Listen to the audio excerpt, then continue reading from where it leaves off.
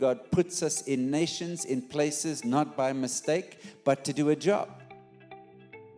What if we opened our eyes to the needs of our colleagues, of our leaders, of our subordinates, and we were a priest on their behalf? Welcome to the Repurposing Business Podcast. My name is Brett Johnson. And I'm Lynn Johnson. And we're going to be talking about how to get our business into God's business. Our subtext is Let My Business Go, and we'll have guests from around the world. So thank you for joining us this week and every week on the Repurposing Business Podcast. Well, welcome to the Repurposing Business Podcast. My name is Brett Johnson, and I'm here with Christos Makridis. Now, how do we exactly say Makridis? Well, how would you say it? Hi, Brett. You said it really well. Makridis is exactly right. Yeah, that's not the most difficult Greek last name I've had. I remember I had a client who ran a bakery in South Africa, and he was Kallianis, but it had a G and a silent G in the middle of that whole thing over there. It was kind of yeah. Some of these names definitely throw people off. I put this on like the 3 out of 10 difficulty factor though. So Makriyan means like long, and so Makridis actually just kind of means to elongate. And so actually a lot of how I think about the way that I serve in the kingdom is by really amplifying ideas. So it's like a little bit of prophetic mantle, I suppose, but Makridis is one of the simpler names indeed. Fantastic. So there's nothing short that you couldn't make long, is that right? Well, I pray that if the situation arises, God would just give me no, I mean, the way that He's situated my mind, I just love building and creating. Yeah. So that's why this question around entrepreneurship and how do we leverage capital is so dear to my heart. Yeah, fantastic. In fact, the topic when capital meets eternity is, it's interesting. The Greek philosophers had a lot of thinking going on about eternity and what is eternity. And we spend most of our time in this series talking about capital and very little time talking about eternity. But with a name like yours, we should perhaps be talking a bit more about eternity. But it's kind of interesting. For us, it's hard to grasp this concept of time. But, one of the views, going back to some of the philosophers on eternity, is that it's not just past, present, and future, but with God, everything is in the now. And that's right. Interesting when it comes to, when capital meets eternity, and as you and I are going to explore what sort of metrics are good for today and good for eternity. It's really a topic about how do we take that which is eternal, everything past, present, future, all happening in the now for God. If that's the case, then capital has to meet eternity because eternity is happening now in a sense for us. So I look forward to exploring that. But before we get into that, tell us a bit about your background and where you come from and what some of your passions.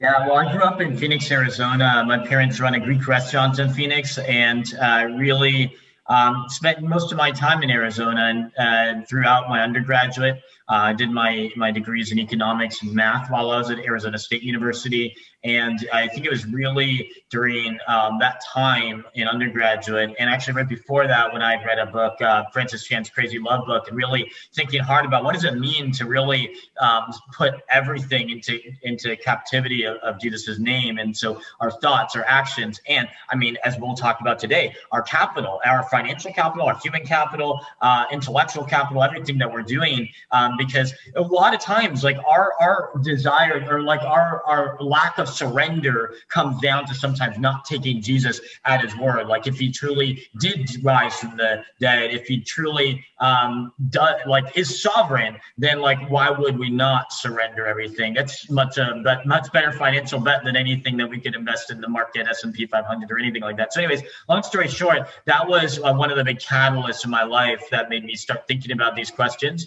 And during my time at undergraduate, I started praying about where, I mean, obviously the prayer that everybody prays about, like, where do you want me to serve, et cetera. And I felt like the Lord was starting to lead me down a research track. And At the time, I obviously didn't know exactly where it would go, but slowly, as I kept taking steps, becoming a research assistant, becoming a teaching assistant, taking more economics and math classes, and just kind of asking God to confirm some of those steps, in retrospect, it then became kind of clear that he was leading me towards this intersection of research and eventually policy and entrepreneurship, this kind of merging all these three very different worlds and the very different vocabularies that these worlds use. So I started a PhD program at Stanford, and that ended up doing a doctorate in economics and a doctorate in engineering, specifically management science and engineering, and then moved to DC. Basically, the Lord kind of closed a number of doors and opened this one to serve on the Council of Economic Advisors within the White House. And now I serve in a couple capacities as a research professor, as well as an entrepreneur, and then also serving on the National AI Institute, where I run the research initiatives and partnerships. And so it continues to be this blend of like these three very different worlds. And I just love that creative process. So it's, you know, some people go into like research and it's like, I love doing programming, or I love doing this one issue. For me, it's more been about the creative aspect that research equips one to be able to do. So that's basically my journey. And yeah, I'm just always trying to learn more each day and see where I can deploy my talents and capabilities to advance God's kingdom. Fantastic. That's a wonderful background. It sounds like you packed a lot into a short life already. So that's quite something. Yeah. And it's interesting you mentioned those different things, you know, because one of the things that's fascinating is this whole area of policy. And I think as Christians, we've often avoided policy. And then down the road, we wake up and we found out that 10 years ago, a policy was changed. And when the policy was changed, it created a culture. It was a stake in the ground for culture to be formed around that policy. And then we reap the consequences of that years down the road. So I love the fact that that you are thinking about policy as well. And right. But then also the practical application down to entrepreneurship. You know, what's in it for the entrepreneur? And what's in it for the future? How do we set the environment that would give us the kind of future that we're after? Exactly. Yeah. Yeah, I know. And I'm sure this will come up throughout our dialogue, but just this, the recognition. And I think that it, like as a church body, we have to be really honest with some of the mistakes that we've made about ceding ground in certain areas in the marketplace and government and other mountains. I mean, Johnny Enlow has that Seven Mountains book. And I just really think that if we are serious, if we believe that Jesus was somebody that went to talk with sinners, went to go bring healing to a broken world, why would government be a place where we can't make an impact? Why would entrepreneurship or any of these places? And yeah, I mean, I'm not spent too much time on this point, but it's just I really had a big impact on me. There's a sermon I was listening to this past weekend by a gentleman named Matthew Stevenson at All Nations Church, and he was talking about ravens of opportunity. Ravens are not doves; they're not clean birds, but the ravens brought Elijah food and opportunity. And so, as believers, we can't be like, oh, this opportunity here is like unclean. I mean, obviously we have to use our judgment, and there's certain opportunities that are like not for us, but at the same time, we can't like just disengage from all aspects of the world. So yeah, these are big questions, and looking forward to the dialogue. Yeah, it's interesting. You know, I think Johnny Enlow does great work, and Lance Wallnow and others. What's interesting is when you look at a description of those seven mountains, as they're often called, whether you go back to Lauren Cunningham or you go and Bill Bright, or you go back all the way to Dooyeweerd and then prior to him to Abraham Kuyper, when you look at some of those things, capital isn't even mentioned as a mountain. It's quite interesting. So it gets to your point about Christians abdicating certain spaces. So early on in the series, I talked a little bit about the eras of capital. And what I noticed was that when Christians abdicated the world of capital between about 300 AD and 1400 AD, that's when Islam popped up. It was quite interesting. And the Jews kept going with the capital. They didn't lay off the capital at all. Right. and did pretty well, and ended up in almost, at least carrying the baton further on the banking systems and so forth. But Christians, as you say, we chase the ravens away that have come to feed us, and we abdicate areas, and then we moan later that we don't have a voice there. And years ago, I remember chatting with a friend of mine in South Africa. He'd worked all over Africa. We go back in the 1980s, early 1980s, I asked another friend who'd worked all over Africa, what's the biggest problem in Africa? And he said leadership. It's a leadership issue and so forth. And when I asked this other friend of mine years later, he said, the Muslims are buying up the place. Basically, he said, so it's a capital issue, right? Yeah. So, and as Christians, we complain. If we don't complain about the Muslims, we complain about the Chinese. Oh, the Chinese are building government buildings, building railways, doing work that Africans don't want to do sometimes, but bringing in their capital and using their capital strategically for the long haul. Yeah. And as Christians, we fund an orphanage and so forth, but we don't get involved in policy and the big systems of capital.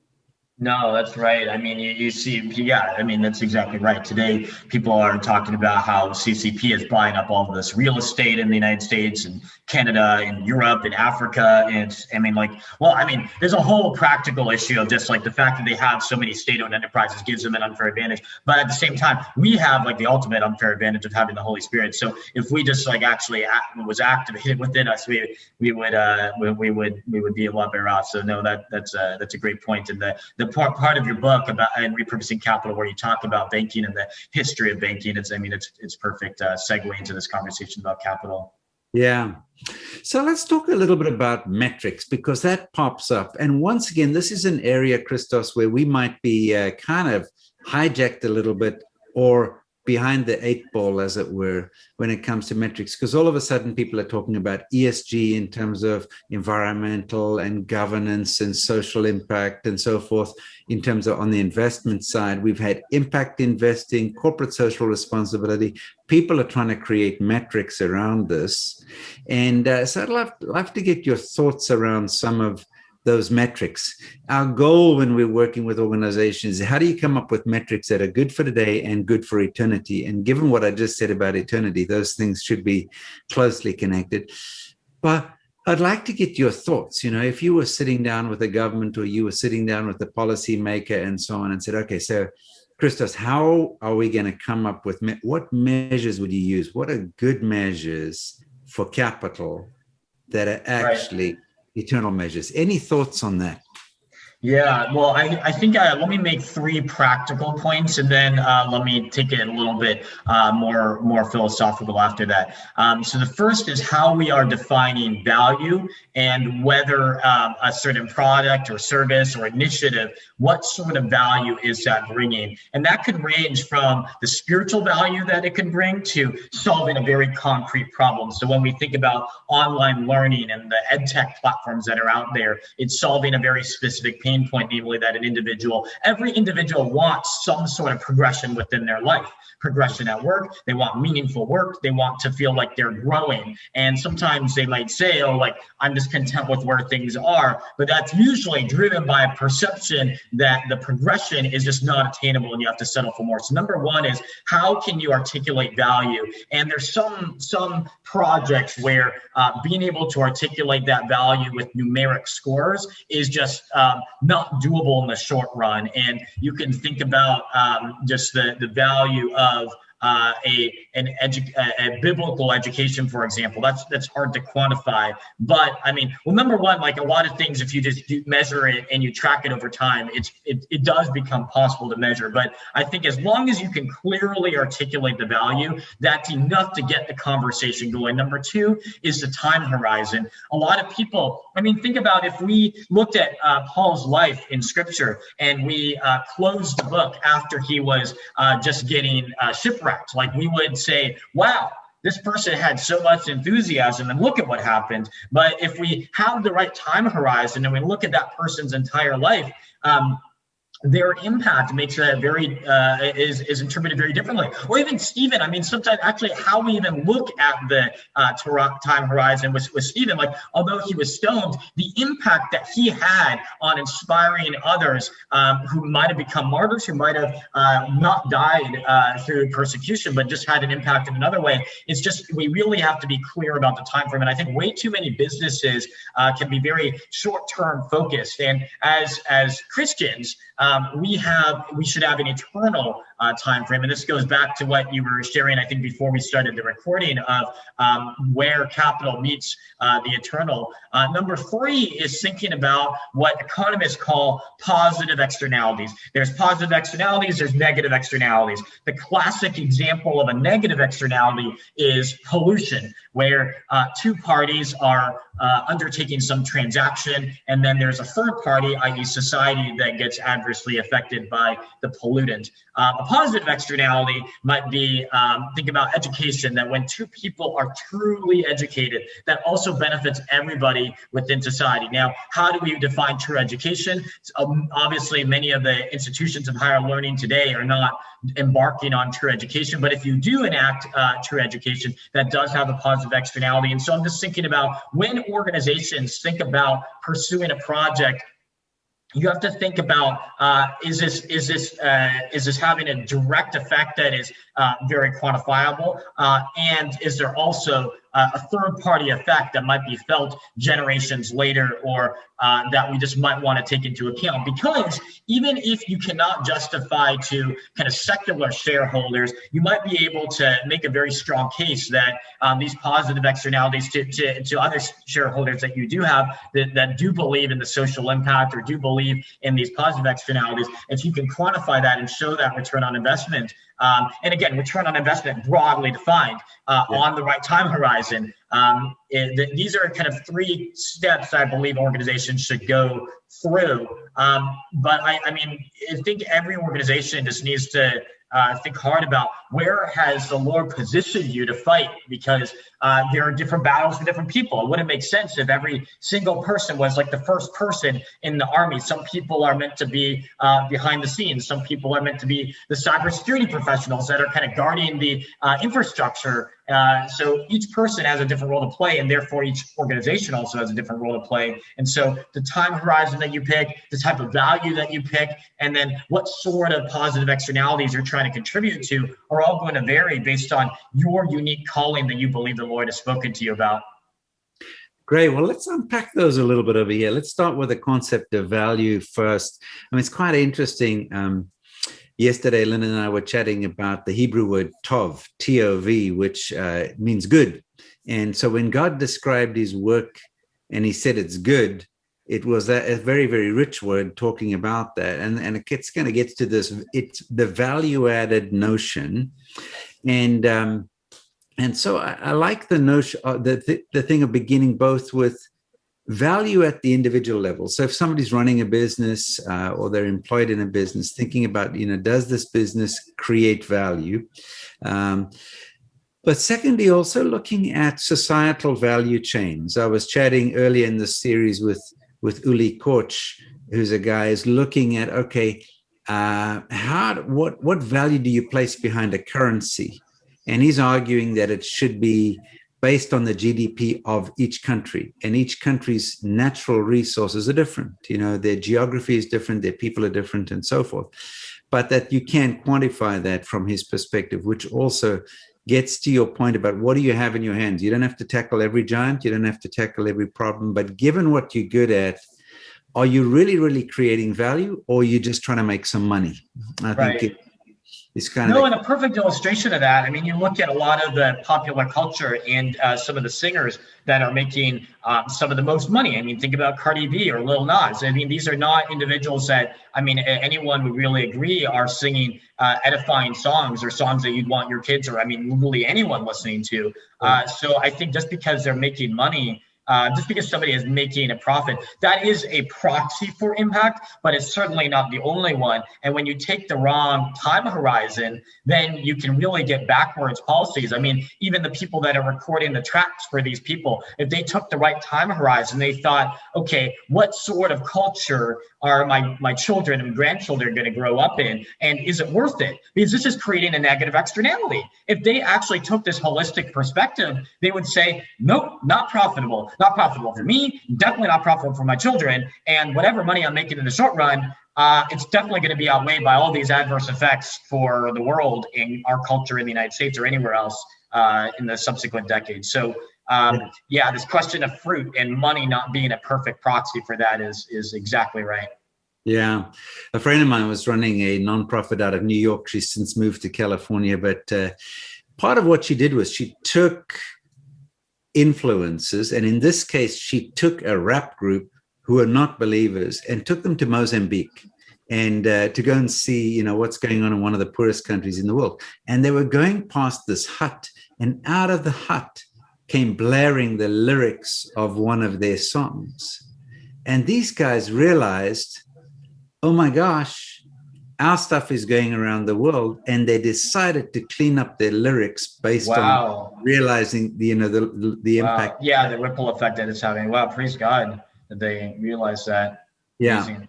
Yeah. Yeah. So I like it. Okay. So the value creation, doing good, not just not doing harm, which is kind of the negative externality that you talked about, which we can talk about. And I know that on the investing side, a lot of the early guidance on so responsible investing was no tobacco, no alcohol, no guns and ammunition. It was a handful of no's. Right. How have you seen that evolve into yeses? Where have you seen some good? Yeah. That's great.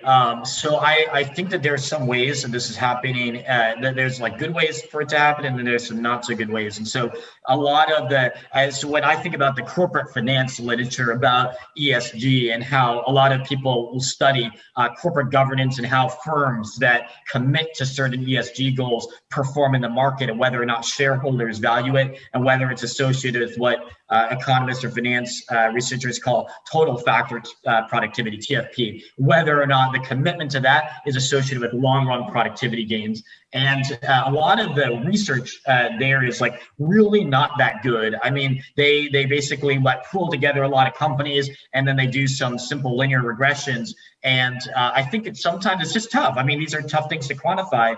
Obviously, going back to the monetary point that we were making earlier, as well as the proxies that we have. Just because a company has articulated a certain ESG goal doesn't mean that their culture is aligned with it. And so, how one even proxies for this? And this is what's so. I mean, let me just make a broader point about when people talk about the research shows. I mean, this is one of the phrases that's like so silly, because it's like you can't get any vaguer than that. It's like saying, like, I'm a consultant, like talk about specifically. I mean, I understand why people will say the research shows, because it's like hard to go into all the detail, and not everybody has an appetite for the detail. But talk about the sample. Talk about how are you getting causality. There's all these details that really, really matter. And for the average person, it might not be first order, but for those that are making the decisions, you have to ask these questions about going into the details about what is the sample, how are you measuring ESG, what's the time frame you're looking after. So that's the preface to the broader point that I want to make about your question of what are you saying yes to versus what are you saying no to. And I think when we do know what we're saying yes to, when we do know our identity, it's a lot easier to understand what to say no to. But it's not but the saying yes is like the first thing. And so I see in higher education. What do some of these universities stand for? Do they stand for a place where people can come in dialogue about things that they might disagree with and come to a better understanding? Or as we saw with in the United States, we saw Gwinnett College in Georgia basically told this one student that he can't share the gospel anywhere. And so he was initially confined to there's like 2 safe spaces on the campus. And so then he got in trouble for being there, even though he got approval. And so whether it's higher education or whether it's the energy sector, a lot of organizations are being pushed to have certain narratives, to say no to certain things, or in certain instances, they're defined, big business or whoever sometimes defines ESG and in these diversity initiatives as like, you have to have a 50-50 split of female, male, black, white. And so it's proxying for the underlying intention of having a place that is inclusive, of having a diversity of opinions. That underlying intention is great, but the way that people are proxying for it and defining that yes is so narrow. Are they saying yes to diversity of thought? Are they saying yes to diversity of socioeconomic opportunity? What somebody is saying yes to, you have to be extremely clear about defining that holistically, and not just being able to say, hey, we've got this new initiative that we can do PR on, but really being clear as an organization and about your values. And again, identity. If you as an individual don't know your identity, imagine your organization trying to understand its identity. So, I mean, this is where leaders just need to say, who has God called me to be? And then out of that, you get an organizational identity. And that's something that other people will naturally be attracted to, because in the world, a lot of people are chasing after different things. And so when you know your identity and you can articulate that to your organization, other people will jump on board. Yes, there'll always be haters, but I mean, there'll be more people that are attracted to good, what is good, beautiful, and true, than there are kind of the haters out there, if you can just stick it out. So Christos, part of what I hear you saying is purpose at the company level, identity at the individual level, that you're concerned that initiatives like ESG and other metrics are divorced from the purpose. In other words, if the purpose of your business is X, whatever that is, your ESG, your metrics should flow from purpose. It shouldn't be a window dressing, a posturing, right. a check the box. Yeah, we do this, we don't do that, because right. that's subject to manipulation.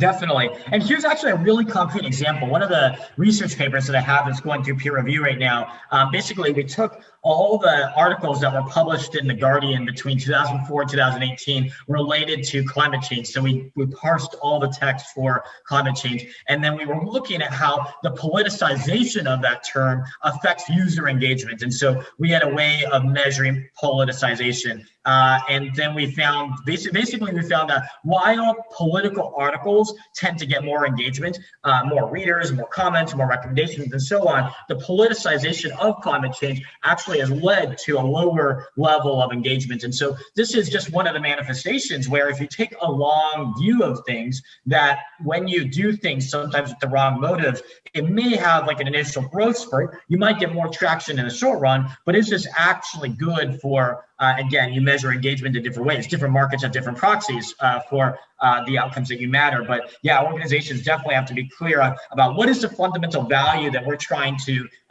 convey to our end user, and then be able to link everything back to that. If higher education institutions can't talk about how a specific initiative is going to drive more value for the learner, then what business do you have being in that? Because it's like either change your mission or figure out an initiative that is deeply connected to that value that you're trying to convey to the end user. Yeah. So Christos, let's talk a little bit about positive and negative externalities a little bit, right? In the book I wrote on transforming society, one of the things I encourage businesses to do, or leaders to do, is to figure out what are the giants in their society. Those would be the negative externalities. And then what's your purpose? Standing for something positive, given the assets that are in your hand. And so if you had to say, okay, would you rather go for a positive or go to eliminate a negative? I mean, in some respects, Wilberforce was eliminating a negative on the abolition of slavery or the abolition of gambling, whatever came next.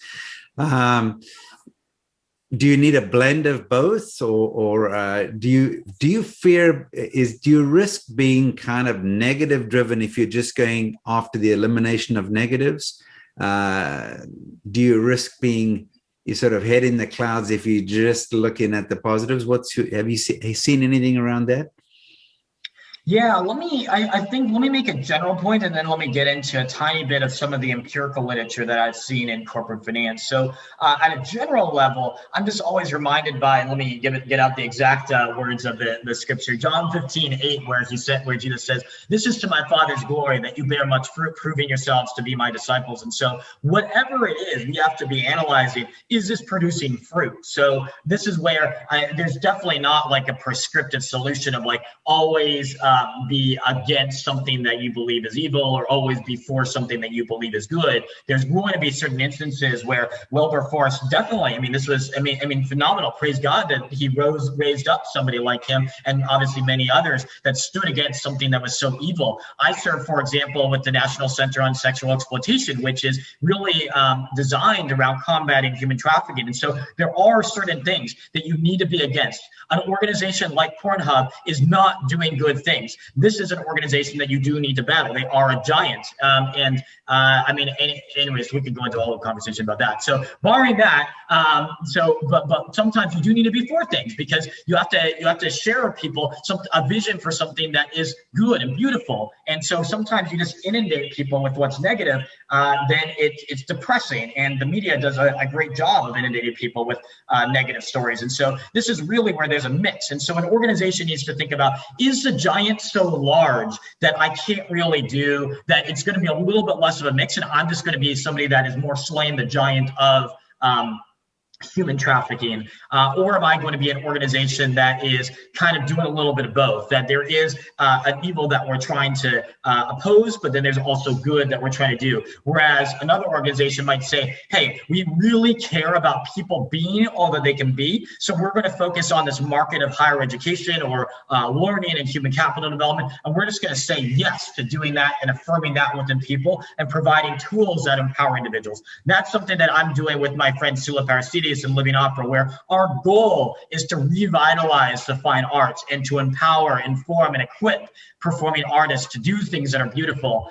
But again, there's going to be a spectrum. So going to some of the empirical literature in corporate finance, there's been a lot less on the saying yes component. The closest that I've seen are studies that try to measure corporate culture, but even in those cases, the measurement of corporate culture is not that parsimonious. And admittedly, it's tough. Like you basically have ratings of people's evaluation of corporate culture. There's less of an instance where you have like a concrete measure of this is what the company stands for, because companies stand for different things. So how would you create a comparable measure? So I'll give two concrete studies. There was a famous paper that came out, I believe, a decade ago. If individuals listening to this are interested, it's by Luigi Guiso, Luigi Zingales, and Paola Sapienza in Journal of Financial Economics, where they use the Great Places to Work survey to look at organizations where basically people say that there's trust in their organization. And so they were basically showing that there's this abnormal returns that these companies experience. And then another gentleman, Alex Edmonds at London Business School, did some more work in this vein. And Alex Edmonds is actually somebody that writes a lot about corporate social responsibility and bringing a pretty balanced perspective to it.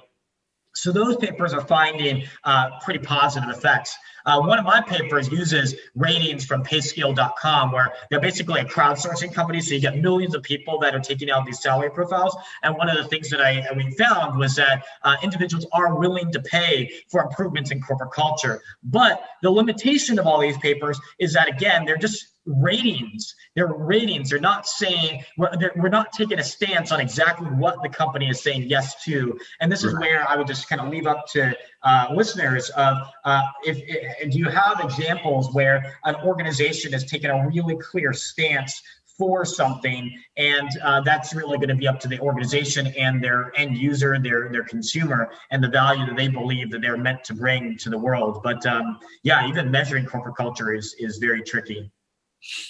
Yeah, it's very interesting. And I think that there's a bit of a cult around culture. You know, this saying, you know, culture eats strategy for breakfast, I think is garbage. You know, it's obviously not written by a strategist. And yeah, it's like, how are you defining strategy? I mean, I mean, it could be that It's just like maybe people have like a bad experience with strategy being too narrow, where it's just all about the marketing PowerPoints that somebody is putting together, and it's not holistically defined. But if you define it in the way that you talk about in your book, or that we're talking about now, where you are thinking about the time frame, you're thinking holistically about value, you're thinking about positive, negative, and externalities. Strategy is really an all-encompassing framework, and then corporate culture is really a tool by which you advance value to your end user. So no, I'm 100% with you.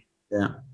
So Christos, if we go back to the 3 points you talked about, okay, so if you're a business owner, you're out there, you're involved in finance, you're involved in capital, let's just say you're doing investing, whether it's private equity or whether you're doing, startups, angel investing or institutional investing, you'd be asking yourself, right, firstly, is this investment, is this use of capital actually creating value for the long haul? Because you got to connect these things together. It's not either A or B or C. What I'm hearing is it's value ideally for eternity, for the long haul, for a long view on value. So is this creating a value for the long haul? Yes, there's questions of sustainability. Look, if I don't survive in the short term, I don't get to play in the long term. There is that. And that actually involves, to a degree, faith. When the nation of Israel moved into the promised land and God said, okay, so you're going to let this field lie fallow in the 7th year. It meant that prior to that, there had to be enough to cover the 7th year. They plant again in year 8, if you like. They harvest in year 9. I mean, there's an element of faith built into this thing. So there has to be a faith view, but are you creating value for the long haul? And are you either taking out a giant, dealing with a negative externality, or are you building a positive that didn't exist? For example, a critical mass of an educated populace, to use your example. And I think India, for example, has valued education, and they have so many millions of PhDs and so forth. Some other countries have placed a high education on high value on something, which has then created a societal asset, if you like. And so am I here correctly on those 3 things? No, exactly. The only thing I'll add there, and so I think that's a perfect recap. One of the points I realized that I also was thinking of making is just thinking about how, as believers, we need to be, we need to be kind of like accountants sometimes, where we're just taking inventory of, is this leading to the fruitfulness that we'd expect? Because faith is important, but and I definitely don't mean to discount faith at all, but a holistic interpretation of faith and faith put to practice is a faith that is willing to be honest about what is working and what is not working, and taking that inventory. And so and even when the Israelites were going through the desert for 40 years and there was provision that was given to them. And so it's not as if God is going to ask us to go through something so vicious forever. And so basically, if we're not finding traction on something, we need to investigate, is this something that the Lord has called me to and has spoken extremely clearly on, like Abraham calling or being called by God to basically go out and like not having a clear plan? That was extremely clear. And so the degree to which you've heard from the Lord can kind of be linked to the leap of faith that you're taking. And again, I don't mean to discount like leaps of faith, but it's just a matter of, I think sometimes people might justify inaction or lack of innovation or lack of change because under the guise of faith. But true faith means being honest, asking the Lord for confirmation. If you've really called me to this, then give me a sign. I mean, the sign of in scripture, boy, I can't believe I'm forgetting the name, the fleece. Gideon. Yeah. So like, and like he basically asked for that confirmation that 2 different ways, like the exact opposite way of like putting it out in the dew. And it's like if God is like willing to give confirmation to Gideon on that, then how much more will he give confirmation on like when we ask him to put his favor on a particular door or whatnot? And so anyway, so I just wanted to make another point. I like your point. I concur. God is an accountant. I mean, sure, he's other things, but here he is, and we will give an account. And but I think being able to have metrics, I think we can actually place metrics on things that people think are unmeasurable. For example, the presence of God. I remember when I was leading a church in South Africa, I could measure whether or not God showed up while I was preaching. And it didn't have to do with the notes, the technicalities, the sermons, and so on. When the presence of God was there, people stayed. They hung around because people are drawn to the presence of God. If I preached a technically okay sermon, but God didn't show up, you said amen, boom, it was like cockroaches when the light goes on. People were gone home in 2 minutes, 3 minutes, the place was empty. So I could measure, did God show up by how long people, because people want to be in the presence of God. Yeah. And that's just built into our DNA. And so, so you can measure that. And I have another company that measured. They figured out if they were doing what God wanted them to do, God would bring people across their path. So they would measure how many people did God seemingly randomly bring. Oh my gosh, that's so clever. Yeah. So you can measure the intangibles and certainly, and not just put it under a blanket of, well, we did it in faith, therefore God will figure it out in eternity. No, I think you can measure fruit. Yeah.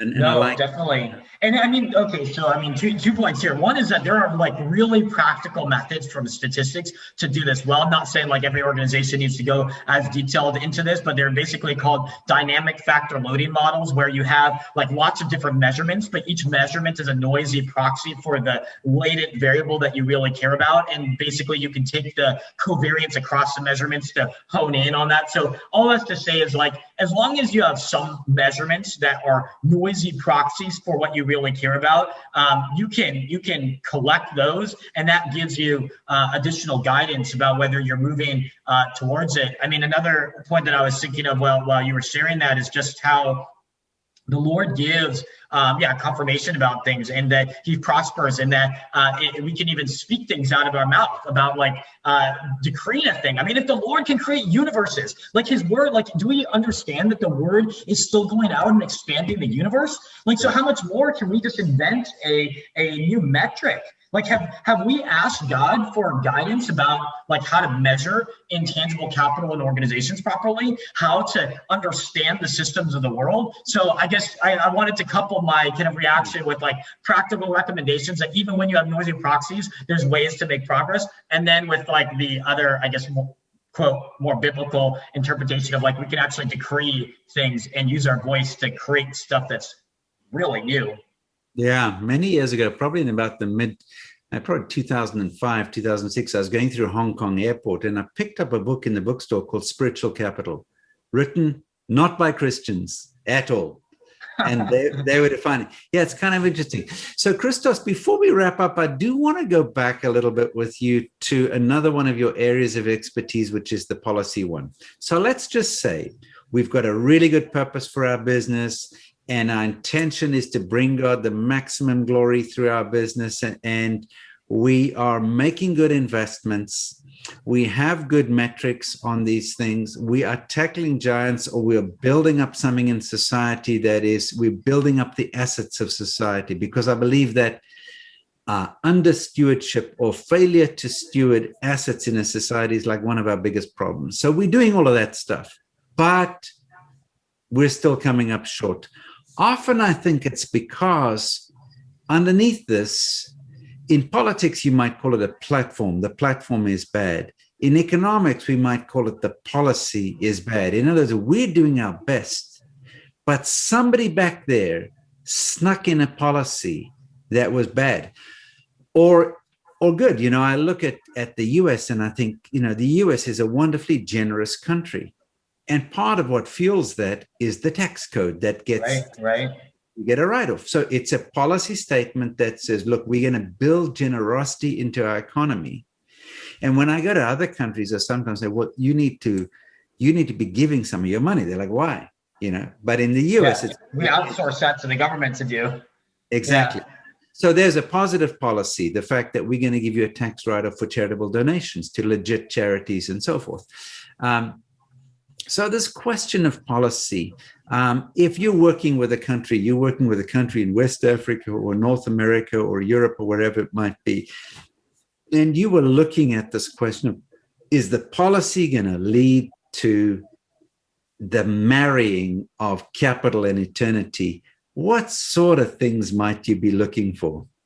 Yeah, no, this is great. This is a great topic to leave off on, because we might be good stewards of the resources that we have, but if we're not connecting with the broader work that the Lord is doing, then we're definitely not tapping into His best, because Jesus talks about the church operating as a body. And so this is one of the things that I think we all need to be constantly surveying and praying about as well, is that our endeavors, that it wouldn't be us. I mean, they would be God's endeavors, and that then we'll be truly connected to the broader purposes. So concretely, this concept of incentive compatibility, that governments need to create incentives that encourage individuals to whatever it might be. Basically, promoting economic freedom, religious liberty. And actually, one of my recent papers right now, this is kind of like the first point that I want to make, is that just shared a paper online about how religious liberty is actually a precondition for economic freedom. And logically, I think, there's two logical reasons I point out in the paper, but then it's a big empirical paper where I use data from 1996 to 2018, and I basically show that when you see improvements in economic freedom, that's because you actually had religious freedom improvements that precipitated it. But point being, when you give individuals and empower them to think freely, and there's not persecution against them, because that's one thing, is that people might look at the laws and the books and they'll say, yeah, people can think freely, but is there social stigma? Is there marginalization against it? And so governments, organizations need to think about what sort of social practices are you inculcating within the organization and within the employees or volunteers, whatever it might be, because that's going to oftentimes precipitate this other fruit that you might see. And here I'm just thinking about economic freedom. Second is with respect to tax policy. Tax policy is such an important lever because, rightly or wrongly, people care about provision. And so when you vary the amount of take-home pay that somebody can takes back, or for the purposes of a corporation, you're thinking about corporate tax rates, that affects their decision-making, rightly or wrongly. Not everybody is just driven by intrinsic motives. But moreover, even if you're just driven by intrinsic motives, you still need to care about financial provision, because that influences the impact that you can have in the world. So, point being, with tax policy, I think labor income tax rates, corporate income tax rates are so important, because that influences the amount that people are going to invest in human capital. Think about, so one of the papers that I've got, it's like been a 7-year project. So I'm praying in faith that the Lord is going to complete it. Help me to complete it one of these days. There's some really intense programming work that I'm trying to get over the hump with, but the main result can be encapsulated basically in the following result, namely that when you look at all the European countries in the United States, the countries that had the highest growth in marginal tax rates between 1975 and 1994 had the lowest growth in labor productivity in the 2 decades that followed. Why? Well, because when you tax human capital, people are going to invest in it less. If you tax human capital and you tax labor income, they're not going to work as much. They're not going to be taking as much risk. They're not going to be invested in others in their organization. And that goes to show this same point that you made about charitable donations and how you see less of it in Europe. So that these are just 2 concrete examples of why policy matters and why we need to be actively engaged, either at a federal level, state level, or local level, or empowering and sowing into people that are actively engaged in it. Yeah, no, I think those are fabulous points. And I do think that, the long-term consequences, the benefits of the Reformation in terms of entrepreneurial, that's a long-term view. And right now, so you're telling me, I know you're not a financial advisor, but what I hear you saying for the practical business person, if I'm going to invest my money, I'm going to pick and I'm going to diversify. I need to pick some countries where they're not persecuting Christians or suppressing faith, because that'll be a killer, where they're not hiking tax rates and in an unbalanced way. In other words, there's justice, there's fairness, but they're not neutering the essence of the positives of capitalism, right. not greed, but capitalism, where they're not neutering that simply on some redistribution policy. I need to think about countries that are actually faith-friendly and are encouraging people to work to add value through their policies. That's countries you would be looking at where you think, okay, this is a good place to be putting money. No, that's exactly right. And the only small point that I'd add to that is not just looking at the level of a particular institutional quality like economic freedom or tax rate, but also the growth in it. Because one of the things that I found in this religious liberty and economic freedom paper was that while countries like the United States, Germany, France, et cetera, still rank well above the average or median in terms of these indices that we care about, they actually are the ones that over the past decade have slipped the most. So I'm forgetting whether it's the United States or whether it's France, but like the United States, I think it was something like 34% decline in the past decade or so in terms of declines in religious liberty. And so you want to be taking into account the level and the growth rate so that you have this holistic picture.